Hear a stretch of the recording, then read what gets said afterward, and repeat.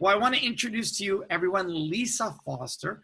Lisa is a great example of a strong, courageous survivor. And Lisa's also someone who has spoken out about this. And I think one of the important things as you watch videos and we share the stories of survivors is knowing that while we're featuring people who are comfortable coming forward, who have talked about it, that doesn't mean that if you haven't come forward or you're not speaking publicly about this, that you're not a strong, courageous survivor. Really, really important to know. And this is the first of the videos that we're sharing of survivors. I think that's important to start with right from the start, because every survivor has that strength and courage inside them. And that's really important for us to discuss. Lisa Foster is the survivor we are featuring today as far as the strength and courage. Lisa, your journey. So Lisa, I'm going to start by, I'm not going into in the video the details of what happened to anyone. I think that's a different discussion. Sometimes it's appropriate, sometimes it's not. What we want to do today is give people an inside look into a survivor and everything happening in the world today, how that's impacting survivors. So the first question I have for you is, after you experienced sexual violence, where did you find your strength? Well, first of all, I just want to acknowledge, I totally agree about not having, survivors not needing to tell their stories, that it really is, we are heroic because we are here and because of what we walk through. It's not about when or how often we share our stories. And for me, my strength, because this happened for me in childhood and in my family home, I really found a lot of strength in my faith and in my relationship with God at the time. And then coming out of that home, my strength was found in the healing, supportive community that I found, in particular, an amazing therapist who also introduced me to a support group. So I was with contemporaries who experienced what I did in terms of sexual violation. And as I meet survivors around the world who have felt comfortable coming forward, many of them refer to the positive impact therapy had in some form of therapy, but not everybody's had that experience. Some have had experiences that were neutral or negative. What do you think are the keys for somebody listening to this thinking it's worth trying a different therapist or trying a different route of getting that professional support? Or I've never even ventured that way, but do I really need that? How do you respond to that survivor who's wondering? Well, I think, first of all, being empowered in that you get to choose who you are with and who you share with. And so the first component for a wonderful therapeutic relationship or any kind of healing relationship is a sense of safety. So do you feel safe with that person? Do you feel validated? Are they someone that actually believes you, supports you, and gives you tools that you leave, even though it's the hardest, some of the first therapeutic sessions or whatever we do to begin to heal, and those first times we tell that story, it's so difficult. But the same characteristics that I would say are in a good therapist are also in a good friend, are also in a parent that really listens well and validates and then provides whatever tools they can at the pace of the individual survivor. That's a brilliant point there. That, it's at your pace. It's on your journey. I think that's so important. I think people feel they're going to be forced somewhere they don't want to go. Absolutely. And so that's another key of a good therapist or anyone else. It's like they, and this is what I do work like this in the world. And so I talk to supporters and I talk to people that love those like yourself who have experienced, people they love have experienced violation. And that's one of the things I say is let the survivor take the lead.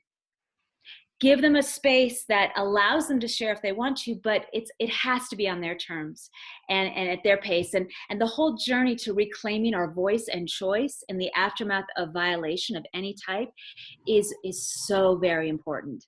Yeah, I think that's brilliant. Now, with everything going on right now with the Me Too movement and everything going on in the world, as a survivor, how does that impact you?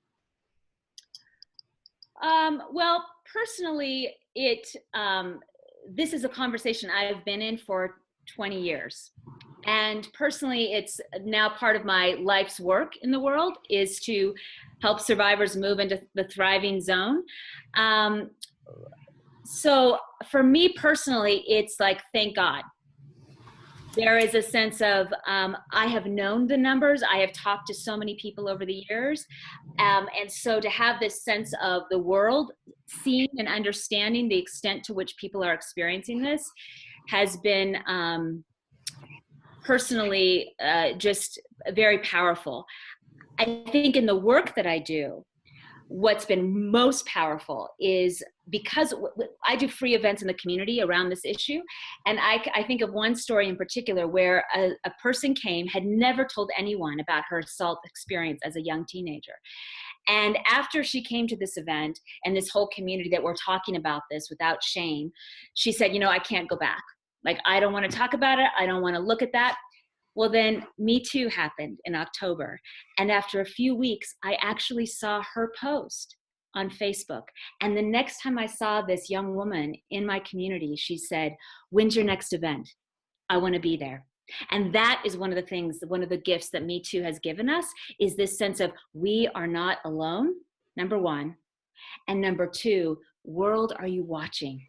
It is time that those of you who haven't experienced this, you step up and advocate and use your voice to empower all of us to be free of this. And what about the people who say, yeah, but what I don't like about the Me Too movement is that it's a survivor. I'm feeling pressure now to come forward when I'm not comfortable coming forward. Well, I go back to, it is absolutely your voice and choice. This is your story. This is your journey. And one of the things that I do when I talk to survivors, I use a simplified version of the hero's journey. And in the first stage of the hero's journey, there's an awakening. And what I always say when I speak is, you may be awakening now to the reality and the impact of violation on your life, and you never have to go further. You don't have to step into stage 2 transformation or recovery or healing if you don't want to. And the same thing holds for this Me Too movement. There are people that will never share on that platform, and I honor them. It's their choice. No, that's brilliant. I appreciate you sharing that, Lisa. And with all this, I mean, you come from a perspective that you are out there and you are sharing. So you see all of the impact, not just from your own experience, but from the plethora of other survivors that you meet and you work with around the United States. In there, where would be some suggestions that you think, maybe 1 or 2 top suggestions that often people don't say that you think are important for survivors to hear? Well, the first suggestion is an interesting word. I think, the first thought is, I personally believe shame is the killer in all of this. And so anything that we can do to begin to alleviate the shame that is around this issue will help us. And so one of the biggest ways we can begin to alleviate or to release the shame that comes with this issue is to find just that first person that is safe, that we can share.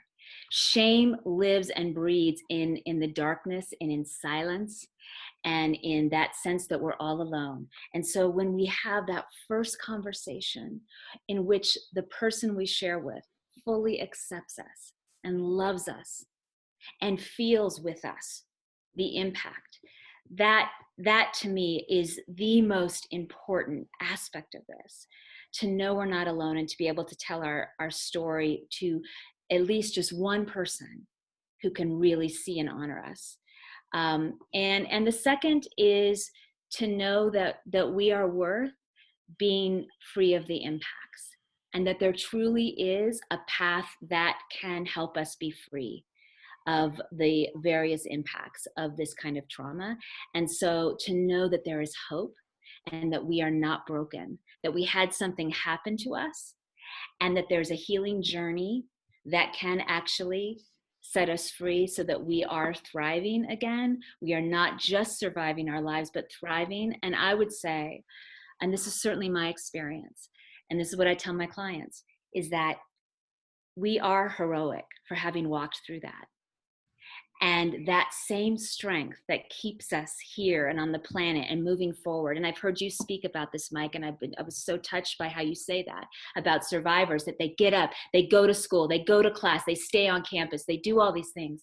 What I want people to know is that at some point when they're ready, if they're ready, that same strength and power can then be used to create lives they love, to truly shine in who they're meant to be, and to bring forth their greatest gifts. That there really is a path beyond this experience.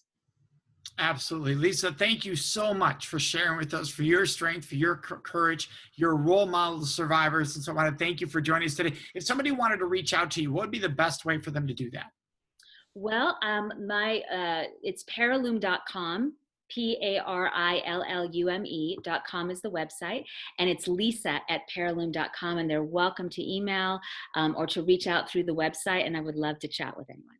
Awesome. Thank you so much, Lisa. Thank you very much.